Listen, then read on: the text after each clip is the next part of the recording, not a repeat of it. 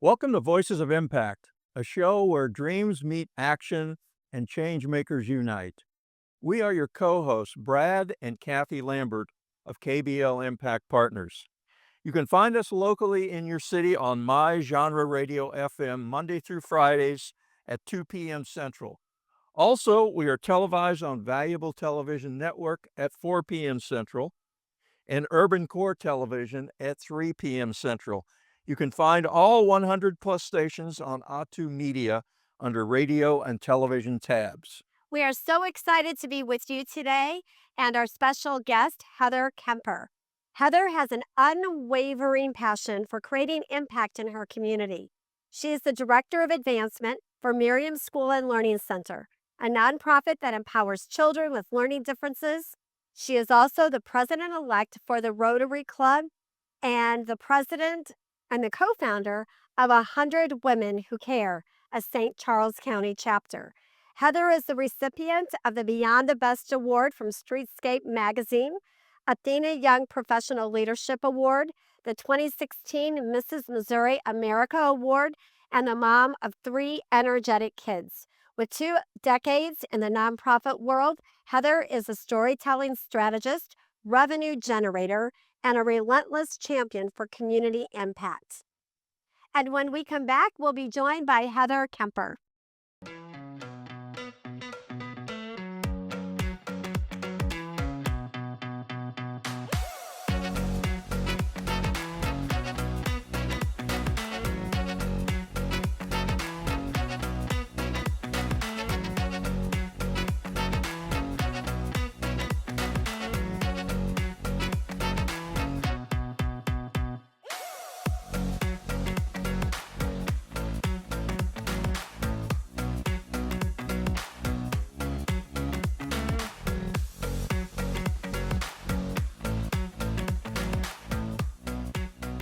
Welcome to Voices of Impact. Our guest is Heather Kemper. Heather, thank you for coming. How are you today? Thanks for having me here today. I was just so elated to see this on my calendar this morning. Well, we're so excited to have you.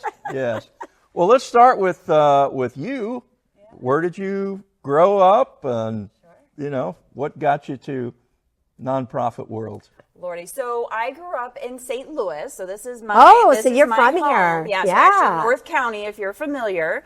And well, my upbringing wasn't awful, but it wasn't, a white picket fence or anything. But it made me, when I was older, I knew when I graduated college, I wanted to do Big Brothers Big Sisters. Yeah. Oh, really? I loved it. So and I got this 7-year-old. Her name was Alexis, and she was amazing. She was a doll, and she was challenging but fun. Oh. And I fell in love with the organization itself and the impact it was having in the community. So you were a mentor. Yes. Okay. Yes. And then my first big girl job was, at the same time, of course, was working with Peggy Lentz. Oh, with really? Lentz and Associates. Yeah. And she's amazing. She's such a ball of fire. She knows what she's doing. Right. And she had a lot of nonprofit clients. Yeah. So I gravitated towards those and learned so much about how our work was making their mission go forward even more in St. Louis and creating such an impact that it just drew me to that. So then I went to work fully for nonprofits like foster care and abused children. And you see a theme, a pattern. There's Sure. right? So Right. Sure. That's it. Just got the bug. So it's been in your DNA for a long time. Yes, absolutely. So fast forward to today, Miriam School and Learning Center. Tell us about the school, its vision, the types of children that you serve, and all about it. Absolutely. Thank you so much. I could talk about Miriam all day, so please cut me off. That's all right. You just go. I wasn't looking for a job when I saw this job open up. I am a mother of a kid who learns differently. So he has apraxia, so the brain doesn't quite talk to the mouth. So he really has to do some modeling on how to say sounds. And advocating for him in public school has been a huge challenge. Yes. So I saw this position in the school, and I'd never heard of it before. And I was like, okay, I need to go check this out. And then I met Meg, who's my boss, Meg Bamford, and her vision for the school and how she was working with the kids and making such a huge difference with them, I was bought in. So I had to go and do more and see more. So I am over the marketing and the fundraising aspect of it. And so Miriam School and Learning Center serves kids with learning challenges. So maybe they're struggling in their general education setting. They're the kids that get labeled, the bad child, or the child that won't sit down, or the child that doesn't fit in the system. Well, Miriam provides that place where they actually fit in. We do very small classrooms, integrated therapies. We do individualized learning plans, kind of like IETs, Yeah, right? yeah. So we really focus on the individual child and what their needs are, right? So, and we are different. So we have a K through 12, our lower middle schools in Webster Groves, and our high schools in Olivet. And goodness gracious, Brad, we have people that travel and move from Indianapolis. We had Dominican Republic families move in. We had people from New York because we are just so different from any other school, right? And when they do come here, we had a family last year or not last year, a couple of years ago, moved to Florida, realized their daughter wasn't getting the services that they needed, so they moved back. So they came back. She graduated last year. Wow. And she's doing amazing. And what ages do you serve? Sure. So K through 12. Okay. But then also, wait, Kathy, there's more. We have a learning center, our outreach program, and that every year serves over 1,600 kids in over 100 zip codes all around greater St. Louis. We're expanding. We're trying to, reach as many kids as we can. So last year we expanded out to St. Charles County. This year we're going down to Jefferson County. But think about anything a parent or family may need with special education. Right. It's testing, education, diagnosis. Because, it's just common sense. The early intervention, that we can get them the tools that they need earlier, the better they are going to be down the road. Right. So then we provide all the services. So occupational therapy, speech therapy, tutoring is a huge one as well, right there in one-stop shop. So now, so when they get engaged with you, are they referred, or what is that process? Yeah, I say our biggest referral is other families, right? They're just talking about Miriam and the change that they've had with their child and how they feel. I hear so many times the parents say, I felt so relief now that they're at Miriam because I know you guys have them. Like when I'm constantly advocating for my Leo, it's hard, but they don't have to do that anymore. They know that we've got them. So word of mouth is the biggest referral, but we have a lot of pediatricians and psychiatrists and counselors and whatnot that also do a lot of referring to us. Oh, wow. Oh, my goodness. So it sounds like you also work holistically. Yes, exactly the words that we use. Yeah, which is beautiful. And not just academics, right? So that social aspect as well. Yeah, just that all around. Mm-hmm. So is there another, how did this get started? I'm just really curious. Okay. So Miriam was actually started in 1910 by these, what we imagine, really cool chicks, my boss likes to say. It was a Jewish Women Federation. And so they started out helping in St. Louis with cancer treatments, patients, and therapies, rehabilitation. And it wasn't until about 1956 that we went into education. And it wasn't until 63 that we started helping the type of kids we have now, which is kids with autism, ADHD, complex learning disabilities. So they usually have an and. So I have autism plus dyslexia or high anxiety plus ADHD. Right. Mm-hmm. That's incredible. So is Miriam a person? No. Okay, because I was we need to find that out because I know. I'm sorry. I'm just is Miriam a person? It was a national organization, and there were different chapters. Oh, really? So Miriam School and Learning Center is our own name, but where Miriam came from specifically. Yeah. So not sure. Okay, so there are other chapters around the country doing the same thing. Are you connected? Not at all. That's just how we started. So actually, we had a past president luncheon for the first time ever Tuesday, and one of the board members, or past board presidents, was there, and she's like, I was the one that went to, I guess it was maybe New York or something, to come away from the chapter, to break off. Oh, wow. That chapter and be our own entity, to be a school, right? Right. So while, we are the only one that does what we do, we are no longer part of that federation or organization. We are our own entity now. So, and you're a nonprofit, is that correct? Yes, 501c3. So you're a 501c3. So is there a fee for the students, or how is that set up? Yes, so we are not like a regular private school. We have kids from all different socioeconomic backgrounds come to our school because they need us, right? Right. We are just essential to their growth and thriving as an adult, right?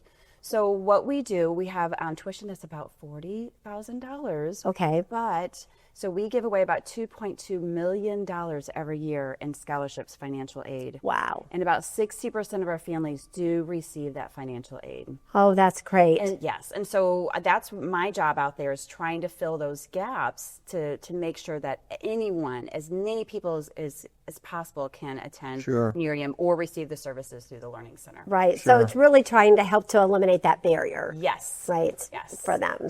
Yeah, which is beautiful. Yes. Let's talk a little bit more about your role. Your title is Director of Advancement. Yes, sir.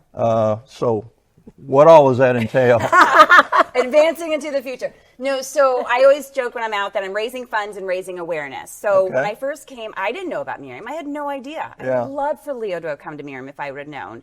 So I always say we're the best kept secret, and we're trying not to be. So, working on our marketing plan and making sure that we're really doing our due diligence and being intentional on where we're focusing on. Right. And getting out there, doing speaking engagements, working with the community, being present, and knowing that we're not a silo. Like, there's other people out there, like other organizations that we can work with and partner with, and kind of, bring that impact even higher, right? And then, of course, fundraising, trying to find those scholarships, trying to find people that would do even the GAP scholarships, which is just kind of filling in at that low level, like we can pay up to here, but there's still a few $1,000s, and we have some that have been amazing and coming in on that. So can you share with us just a short time before we take a break, a success story of one of your students? Oh my gosh, I love, so there's a kid, Andrew, he just graduated last year, and my favorite story his mom tells all the time is that, so he was the weird kid at school, and so he was struggling majorly in his general education setting, so I guess he was at Miriam for a couple weeks, and so he hopped in the car with his mom. He's like, "Mom, I am no longer the weird kid. They're all weird." And it's amazing, right? I get goosebumps every time she tells They're all the weird. story. Yeah, it's so good. Oh, that's fantastic. I love These kids that. just really That's great. Dan. Oh my goodness. Oh. And how long have you been at Miriam? Sure, so I'm on my third year now. Third year. Wow. Okay. Oh my goodness. And tell us a little bit about the different funding sources that make up your bucket of money. Sure. So the largest one being tuition, and then we have grants. Just was able to hire an amazing grant manager this past year. Oh, good. Yes, and then individual gifts. Okay. And that we do a couple events a year. Again, try to minimize those, of course. Sure. Right. All right, we're going to take a short break. We are Voices of Impact, and we will be back shortly with our special guest, Heather Kemper.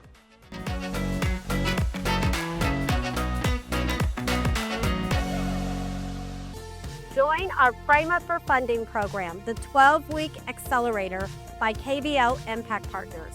This proven program has helped nonprofits raise millions of new dollars by mastering donor engagement, board development, and funded programs. With only 10 organizations per cohort, you'll get personalized coaching and a clear, achievable funding roadmap to drive success. If you're ready for an explosive 2025, please schedule a meeting with us through our website at kblimpactpartners.com. We'd love to hear from you.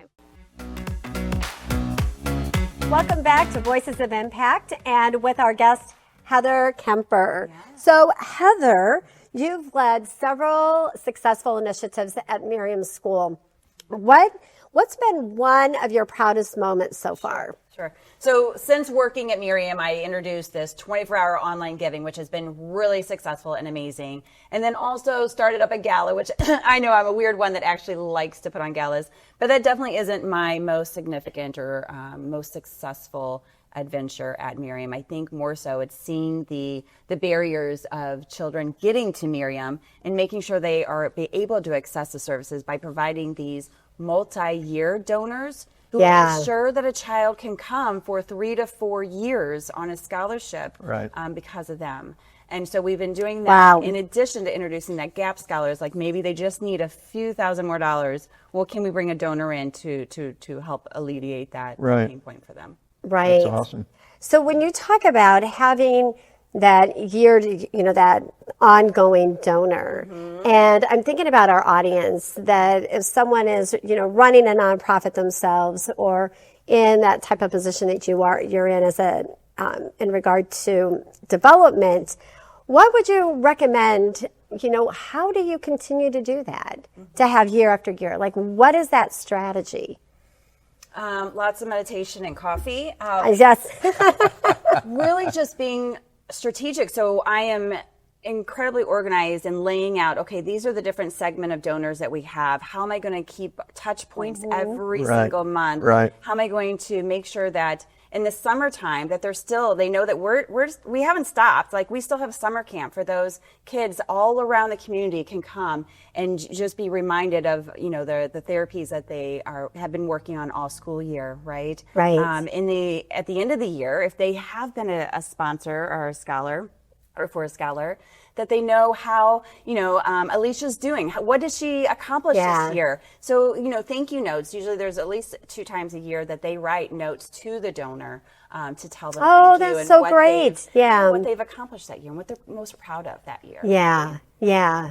So really keeping that donor engaged and having a being strategic about it and having a plan, it sounds like. Yeah, so I know we have a Friendsgiving, our high school students every Really? Thursday, so we invite our donors in there. Of course, graduation, you get to see, and they're very small classes, so it's not like you're sitting with 300 students or anything, but very small classes. We get you to hear where they're going. I'm sure those are. I love that. So you're really tearjerkers. inviting your donors in to experience with the kids and being able to see what actually goes on. Oh, that's beautiful.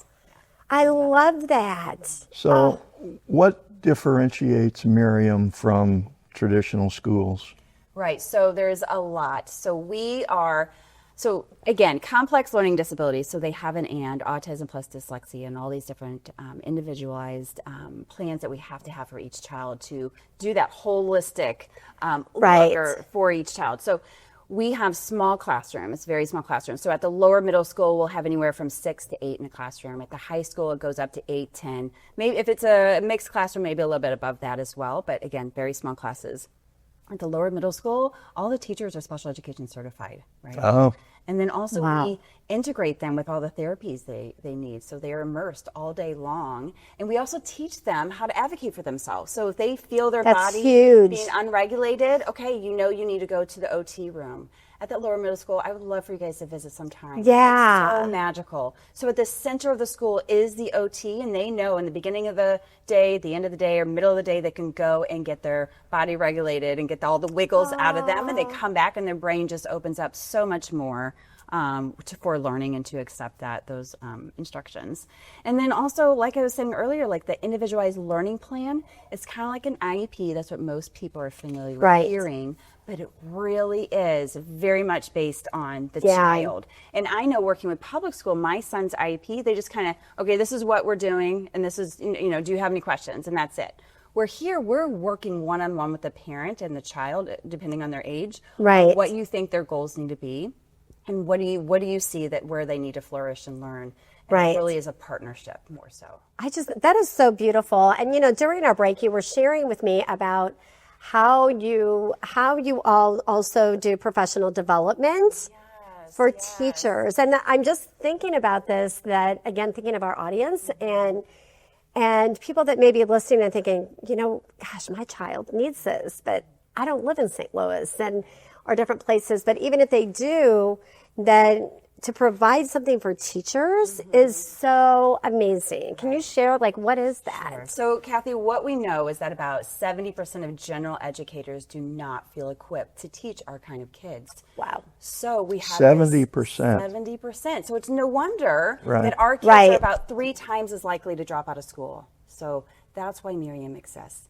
So we decided that, so Beth Rose is the director of a learning center. So she's created this program as Teach the Teachers, where we will go in and provide webinars and actually mentoring for the students, the teachers in that school. Love it. To be able to give them the tools to be able to better equip our types of kiddos. I mean, that's huge. Yes. And then also they have a program where they will help the teachers become special education certified as well. Really? So again, our goal is to help as many kids as we can. Right. Meg always says, so Meg's my boss, Meg Bamford, she always says, special education is a fundamental human right. Every kid deserves to Yeah. have Right. the learning that they need to be successful. Wow. And because of what she's structured up, 100% of our graduates have a plan after high school. It's And it may not be amazing. college. Like, they may not be ready for college, or Right. that may not be in their career path, but there is something. So the biggest fear of our parents is that their kids will graduate to the couch, and we make sure that doesn't happen. Yeah. We follow up with them post high school to make sure and check in with them. If Right. there's any resources they need, we will make sure and provide it for them. Right. So what are some, like after high school, can you give us some examples of what are some of the things that they do or get involved in? Well, we have a great partnership. There's a Boone Center Incorporated at BCI Yes. in St. Charles. They're a great So organization. lovely. And well, I just saw Ethan, one of our students, in their e-newsletter yesterday. Oh, so you you'll have did? to pull it up and see Ethan there. So that's one option. Yeah. A lot of them do go to Webster University. I'm giving them a shout out. They are so amazing working with our families and students. wow. They don't even have like a special program. They're just incredible human beings over there. Yeah. But then there are some programs that are more certified. They're not going to get a degree, but they're going to get a Right. certification. Sure. Right. It just helps them to live independently. and get some Absolutely. skills. Yeah. Yeah. So all of our kids this year, which is rare, went to college except for one. He had a dream of working, I think it was Wally's, is that right? Oh, yeah. His dream job. I mean, Wally's, there's not very, like, where's, I is it believe- Oklahoma? Eureka. Well, there's one No? over the river in Illinois, and I think Yeah. one in South County. Maybe. Oh, in Fenton. Yes. I think. Is that right? I was Yeah. thinking of there's another big one too. I can't remember what that is. But yes. So he had a dream of always, Oh, it's working, and he got his job. Oh, nice. oh, Nice. oh, So, Oh. like, so proud, so very proud. I love that. Oh, That's awesome. yeah. I heard you mention the term dropout rate earlier. Yes. I'm assuming you have research on the graduation rate of kids with special differences that stay with traditional schools versus those that go to Miriam. Well, we know if they stay in their general education setting, they are 3 times as likely to drop out. When they come to us, Okay. 100% have graduated. Wow. So far. I mean, our that's school was founded in our high school was founded in 2016. And of course, we opened in this beautiful building in that wonderful year, 2020. Yeah. Oh, They've boy. been That we all steadily know. growing. Yes, yes. Yeah. Yes. It's been really nice. I mean, that is just amazing. 100%. 100% graduate. We always talk in our training about those outcomes and how important they are and the return on investment, and you just nailed it with the 3 times dropout rate. We know that kids that graduate, how much better off they're going to be going forward with their lives. Yeah. We see it. Ah, it's just Wonderful. just amazing. Real quick, Rotary. Rotary, yes. You're a big Rotary person, I love Rotary. Service above self. So this and you're year, the president, right? yes, The this year- president-elect, right? President-elect. Yes. Yes, very exciting. Which is amazing. And Rotary does a lot for, I know when we were involved before with Rotary, and I've seen Rotary International, not only just within the United States, but just all over. And they do so many great works. And so as being president or president-elect, what is one vision that you have for that? I think I would love for us to get to the younger demographics, the younger generations, and bring them in. Rotary has such an incredible history, and we are hands-on serving the community. St. Louis, we had those awful tornadoes. Them raising money to make sure that we were doing our part as Rotarians. Love it. Well, we will be right back in just a few minutes. Our guest today is Heather Kemper, and we're Voices of Impact.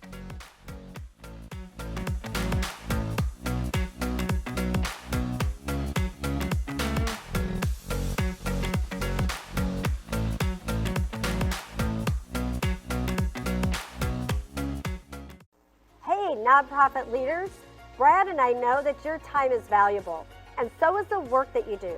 That's why we've created mini courses for nonprofit organizations that get straight to the point. That's right. Each of our mini courses takes 30 minutes or less and dives into topics like building your budget, creating a fund development plan, writing successful grant applications, and having meaningful donor conversations. Perfect for busy leaders who want real results fast. So head over to kblimpactpartners.com to learn more. Start making a bigger impact and raising more money today.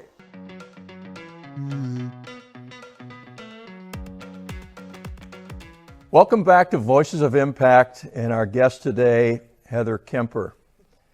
Heather, as the chief fundraiser, you're the money person. I am. And how do you manage the pressure and stress that comes with raising money and keep your sanity and all those good things? Lots of meditation and yoga, morning and evening, Okay. honestly.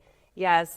Really realizing that, and you get this pressure from board members, like they want money now, right? Of course. But it takes a long time to cultivate a donor. And I always, Right. because people are also leery of introducing you to people. And when I come to my friends, they always go running because they think I'm going to ask them for money. I was like, no. That's right. So what I always tell my I board know members, that feeling. Yeah, right? So I always tell my board members, I'm like, you're a connector for me. I need Right. you to connect me to That's people in it. your sphere Yep. of influence. And please, please know, I'm not going to go up to your friend Sarah and be like, okay, Sarah, I need $1.5 million. I'm not going to do that. I'm going to get to know them. I'm going to inform them and show them the impact that Miriam's having. Right. And if they're interested, then I'm going to engage them Right. somehow, right? And then possibly down the line, I will ask them for money, but not right away. Just Right. know that. I promise Right. you, Stuart, your friend, like she's my, closest friend in the world, right? Right. So, Right. Yeah. So what are some other ways that you sort of engage your board, which is a real art in fundraising? It Because is. they all have their own personalities, right? But every July, so right now I'm in the midst of it, of re-engaging, because we end. And how many do you have on your board? Currently 22 or 23. So we roll. Ooh, you have a nice size. You have a big board. Yes. Yeah. So we're trying to keep in touch with all of them. It's a challenge. Sometimes it's hurting kittens. Yes. But this time every year, it's a new fiscal year, so I check in with them. I have like a goals sheet. Okay, these are our events coming up. This is where I really expect you to come and play, and this is also where I expect you to come and play, to have some kind of participation in. So the annual gala, I tell them, please volunteer, attend, sponsor, provide a live auction item. For the Giving Day, we do a matching. So the board and some high-end donors do $50,000, and then we do that day another $50K. So they're kind of our matching. So kind of walking them through that and where that money's going and what it's going to do for the school. Sure. Right. And then any other, like I give them other opportunities. Like, okay, here's a sheet of some fun fundraising events that you could have. If you want to host people at your house, that's great. And, Meg or myself or someone can come and talk to them a little bit about Miriam, and then we can step away. Yeah. You can do like a wine bus tour. We've had someone do that. Oh, fun. Right? The best example I had is I had a board member who did a wobble gobble every year. What's a wobble gobble? But I want to. It sounds fun. I want to come. Sounds like a turkey to me. Yeah. Thanksgiving. So they had turkey, all the food, all the beverages, and we came and talked, maybe hand out some marketing materials, and we left. But they invited all their friends, charged them some money, and that was it. It all went to Miriam. That was very sweet. I love that. But Wobble gobble. Sheet that kind of walks them through some various ideas that they can do as well. Yeah. Not all of them take me up on it. Some of them are just comfortable writing thank you notes, and that's okay too. Right. You got to get to know that board member and see what they're interested in doing, what they're capable. Some of them are, jet set all over with traveling for work. So what can they do in the meantime? Right. Yeah, exactly. And I think that almost everyone struggles with their boards, with nonprofits, and one of the biggest fears is, and I hear all the time, well, my board members don't want to raise money. They don't want to raise money, right? Yes. And so I love what you shared of just like being able to give them different opportunities.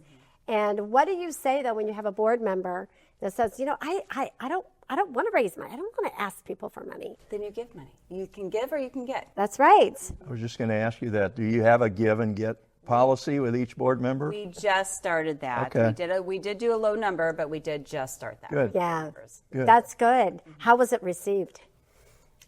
For the newbies, they were very open, and it was amazing.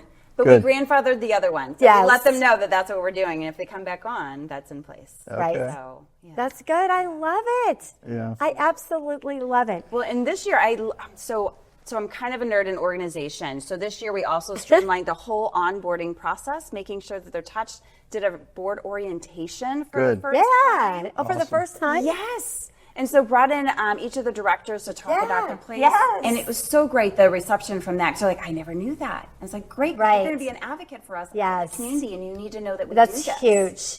Yeah.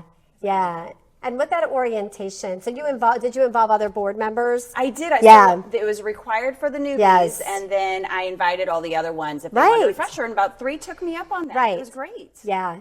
So many times, I think, too, board members a lot of times won't ask questions like in a board meeting, but when you can bring them into a group like that, they're more apt to. It's a safe space, and then they're learning and refreshed and energized as well. That's so great. I love hearing that. So if individuals want to get a hold of you, and again, you're thinking of our audience out there, how would they learn more about Miriam? So you can share their website. And if they would like to get in touch with you with any questions. Absolutely. So anyone can always go to our website. It's miriamstl.org. And I would really encourage you, if you are local, that you come and take a tour and see firsthand the magic happening at Miriam. That would be lovely. I know. We got to set up our tour. Yeah. I know. We would love that too. That's just amazing. And how many students do you have at any given time? Sure. So at the lower middle school, we have about 113, 114. And at the high school, we have about, I think it's 45 or so. But that portion can grow quite a bit. And then again, with the Learning Center, over 1,600 kids around the grade Wow. schools. 1,600 around the city of St. Louis. I mean, this is amazing. And we partner with over 100 schools as well, that Learning Center component. So we provide the special education teachers for those schools. And in St. Charles County, some of the public schools as well. Wow. That's amazing. That's incredible. And you know what? I mean, honestly, until I, met you, and I didn't know about Miriam School. I know, and I don't want it to be the secret anymore. Like, Right. We need to tell everyone. And I love being that resource. So actually on our website as well, we have an Ask Miriam. So if you're like me and you're worried about your kids at 3 o'clock in the morning, you can go to our website and type in there, and our experts will reply with a response within 24 hours. And of course, you can always pick up the phone and call our Learning Center as well with any questions for a free consultation for your child.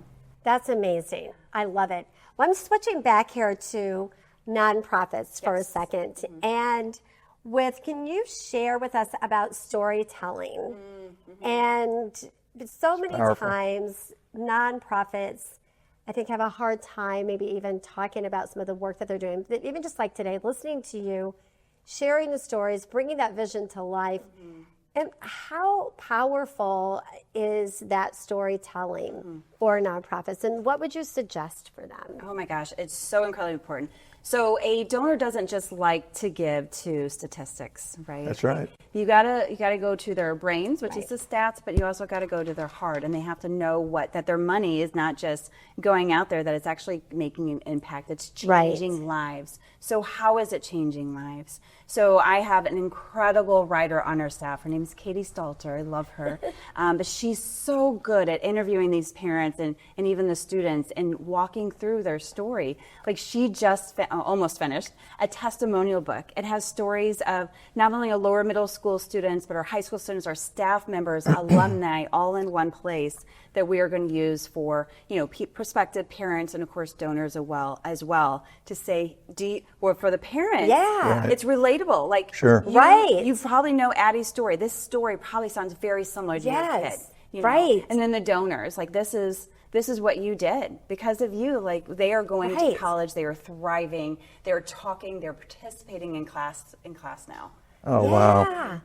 It's really now, do you have like videos on your website of these stories? Or? Yes, we do.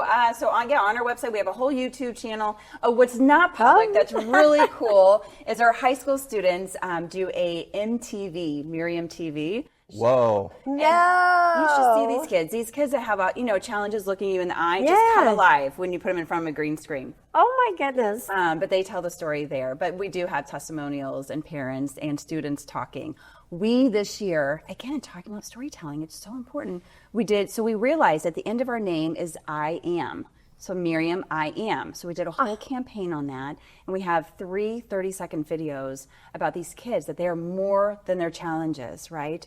So we have Andrew that I talked about earlier. Yes. You know, I'm not the only weird person, right? Right. He's like, I am a martial artist. I am, he's a singer, like a musician. He's all these things. Oh, He's not that's so just beautiful. his challenge. He's all these things, but he's also Miriam.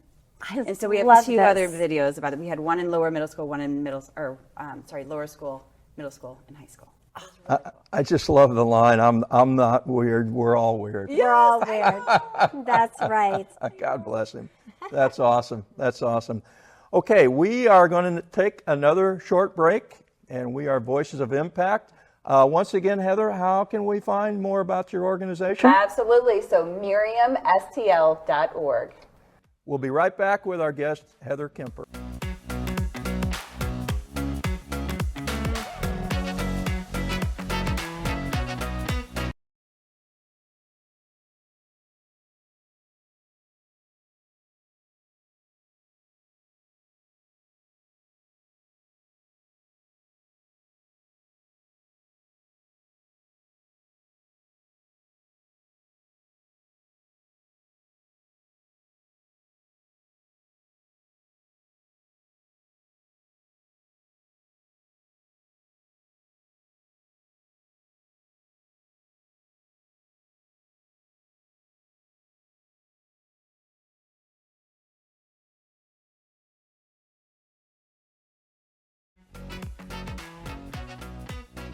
Welcome back to Voices of Impact, and our guest today, Heather Kemper from Miriam School and Learning Center.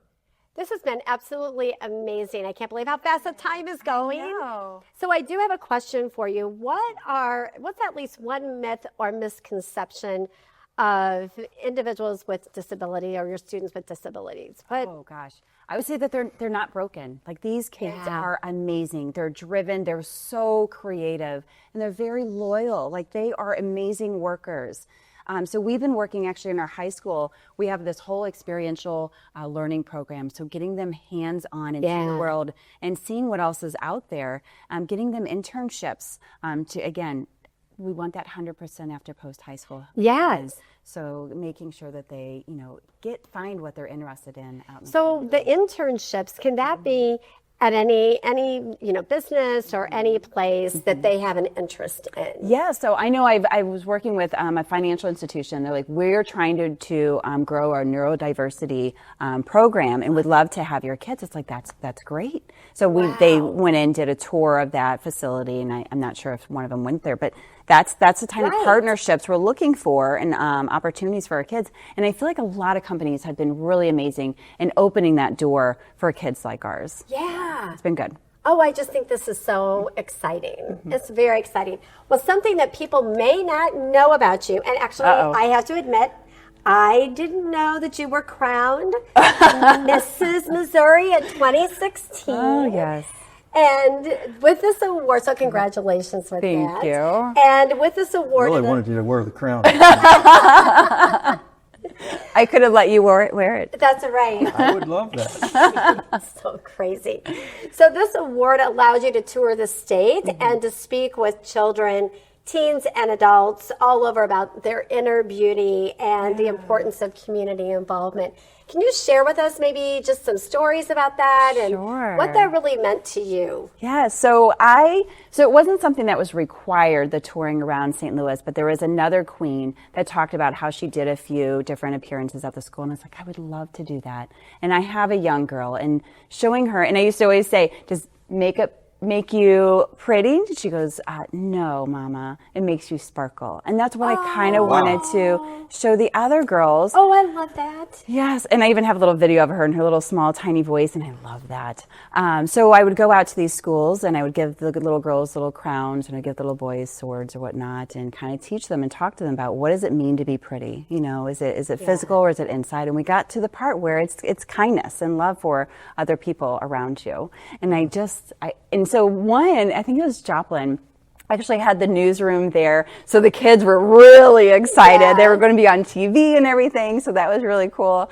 One interesting one, I think it was in St. Charles County, one of the girls asked me, or I think it was one of the boys, "Are you Mr. Donald Trump's wife?" I was like, oh my goodness. no, this was 2016, so before he was even in office now. But it was a lot of fun and really neat, especially the teenagers. Like a lot of the Girl Scouts I would talk to, and they would just, have all the stories to share with a time that someone had shown them kindness and that they now felt like they could pass that along. Oh, that's that was awesome. Great. Yeah. Well, and what a great opportunity for you to, as when we talked at the beginning about how you got into nonprofit, but being that mentor and you just exude that kindness and love. And I just think that's so amazing. So what a great opportunity for all of them to meet you. Thank you. I appreciate that. It was a lot of fun. So look into your crystal ball and tell us, where do you see Miriam in the next 3 to 5 years?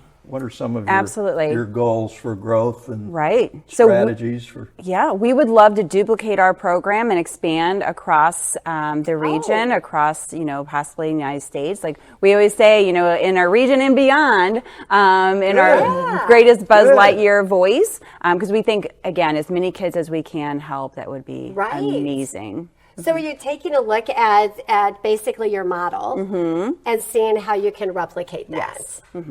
Absolutely. That would be incredible. And this past year, we received an incredible grant that our leaders were able to go out and see what other schools were doing and bring it back and see how we can incorporate the good stuff that they are doing as well, which is really fascinating to hear. Because, I read the reports, of course, passing it on to the funder and it's so exciting hearing what they're going to be putting into place here at Miriam. That is just so exciting. And that's one of the beauties of partnering and collaboration, is sharing ideas, peer-to-peer learning. Yes. It's so powerful. Yes. So powerful. Right. So what advice do you have for other aspiring change makers that are out there and for them to find their voice? Right. Goodness. That's, I would say definitely always lead with your heart and curiosity. Ask more questions, listen more than you talk, although that advice can go over for anyone, right? As far what I remember in this leadership program that I was in is there was a woman that stood up and said, "Remember that you deserve to be in the room." And I think of that in two different scenarios, right? If you're in the room with those very wealthy group of people or individuals, and sometimes we don't feel like we deserve to be in the room, but you do. You deserve to be in the room. They are the same. They're human just like you are. But then two, realize that you were hired for that spot for a reason. Like you have some kind of expertise, you have some kind of perspective. If you haven't been in the fundraising for a long time, at least you have a different perspective. There's a reason that they hired you. So use your voice and give it. And I'm trying to find my own voice still, right, at 40 whatever years old I am, but using it and making sure that whatever I see, that I'm saying something about it. That's great. Yeah, Great. So make sure you know that you deserve to be in the room. I love that. Make sure you know you deserve to be in the room. I had a conversation with someone yesterday, and she was sharing in regard to nonprofit leaders that everyone, she just kept saying, you all are experts in your field. And so you are the thought leaders. And so to be able to take that, I think that's so empowering, because so many times I think nonprofit leaders, they diminish maybe what they do and the work. And so like you said, don't feel like maybe they deserve to be in that room, but they do deserve to be in that room. That's right. Yes. And they are the thought leaders and the experts. And that's just so beautiful. I mean, you're giving those donors the opportunity to do good and to create impact, to change lives. Yes. And you've got to know that. Absolutely. They won't know of that opportunity until you tell them. Right. Well, I remember when we first started, and that was my biggest thing. I could not ask people. I would cry. Oh no! Before I would go meet with a donor, I cannot do this. I cannot do this. But I quickly learned it wasn't about me. Right. Yes. And you're there to talk about the mission. It's about the mission, and exactly what you're talking about today is, It's about the mission. It's about the work that you do, the impact that you're having. And I love what you just said too. You're inviting that person to come along with you. Yes, yes. And so really doing it together and having that is just absolutely beautiful. Yeah. Yeah. One of the questions that I like to ask Oh boy. Get ready. has to do with work-life balance, Oh, which okay. is something Kathy and I are very poor at. We're better. So you're a mother of three. Yes. You're a community organizer. You have a full-time job in an organization that's aspiring and growing. What do you do for fun, and how do you keep balance how do all you keep this? things in line? Yeah, so one wise woman told me that it's not about balance, it's about harmony. And there's ebbs and flows. There's really busy moments, but there's very slow moments. So I try, not always the best, but I try to be very intentional in being present when I am with my kids. Yeah. But then other than that, a lot of prioritizing and calendar blocking. And even if I need this time, every Saturday we go to the library. So that is blocked off. No one takes that time, right? Right. But yeah, just being present and realizing that it ebbs and flows. Yeah. Right. Oh, yeah. So as we wind up for today, what advice or thoughts would you like to leave for the audience? Oh goodness. I would say biggest advice would just be, I don't know, see humans for who they are, as far as if it's a donor or it's, someone that is a client for your organization. Like, see them and make sure you steward them with love and attention, and make sure that they can see the impact that they're having or that you're creating. I love that. Powerful. And share with us again your website and how they can get a hold of you. Absolutely. So I'm Heather Kemper, and the website is miriamstl.org. All right. This is great. Wonderful. Well, that's all the time we have for today. And we are so grateful, Yes. Heather, Thank that you you were so here much. with us today. And we want to welcome you back again to hear more as Miriam School goes global. That would be lovely. Absolutely. And schedule your tour. We're scheduling ours. So hopefully you can join us as well. Right. Thank you for being with us today. We are Voices of Impact, and we hope to see you back again for another show soon. Have a great day.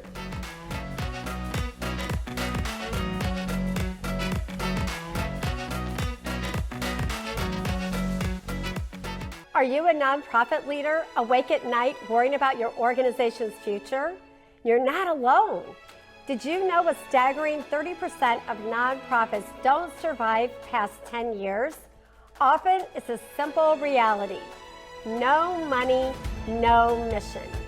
There is hope. At KBL Impact Partners, we understand the value of every dollar and every donor. Did you know 58% of donors are willing to give more if they know the impact of their donation? That's why we've created Frame Up for Funding, our exclusive 12-week program designed to empower nonprofit leaders just like you. Learn how you can effectively communicate with donors and funders, demonstrating the lasting impact of their investments. Visit kblimpactpartners.com today and schedule your complimentary consultation. Together, let's make your mission possible. Thank you for joining us on today's enlightening episode of Voices of Impact. Remember, each one of you has the power to make a difference in this world. With the KBL Impact Partners team of over 75 years of experience in the nonprofit and corporate sectors, we are with you on this journey. We stand ready as more than advisors. We are partners and mentors committed to your vision for a better tomorrow. It's about creating solutions that resonate with your unique mission, with a dedication to personalized attention that brings out the very best in your organization. And if you're ready to take your organization to the next level, visit kblimpactpartners.com and schedule your complimentary consultation. Ignite your impact, amplify your vision, and elevate your mission to lead the social movement. This is Voices of Impact with KBL Impact Partners, where your mission fuels our dedication to social impact. Until next time, let's continue to be the inspiring voice of change in our communities and beyond.